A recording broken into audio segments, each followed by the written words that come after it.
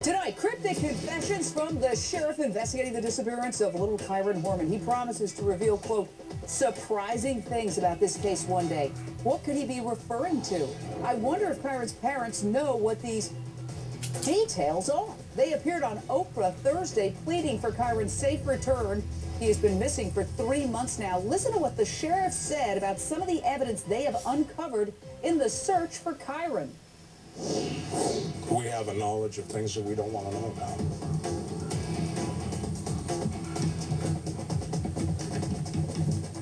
And that's the only way I can answer that. We have knowledge of things that we wish we didn't. The big question is, will any of these potentially toxic secrets lead to an arrest and finding Kyron? I'm going to go back out to Victoria Taft. You're there in the Portland area. Any idea what these toxic secrets are that the sheriff is referring to?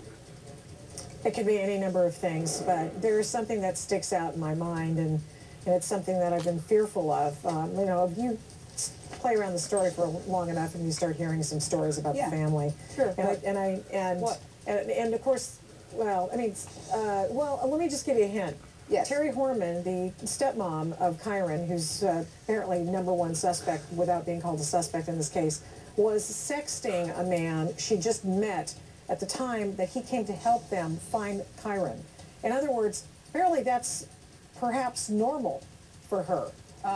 So, okay, Bruce McCain. I don't know what... Former Captain, pick it from there. I wrote a book called Secrets Can Be Murder, and I analyzed 24 cases based on toxic secrets. And it was always either sex or family or money, but sex was always the #1 secret of all the crimes. Bruce? Well, yes, Gene. Matter of fact, I was actually discussing this with Victoria today on her show, and I tend to agree that one thing I don't believe those comments were directed to was about what actually happened to Kyron himself. People immediately think, gee, they got some grisly details about Kyron's demise.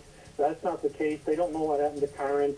They still don't treat it as a homicide. I think Victoria is absolutely correct that this is really going to be some unsavory details about all of the adults, plural, that are around this whole sordid mess. So, and the details would have something to do with sex, is your speculation or hypothesis, given that she was sexting somebody?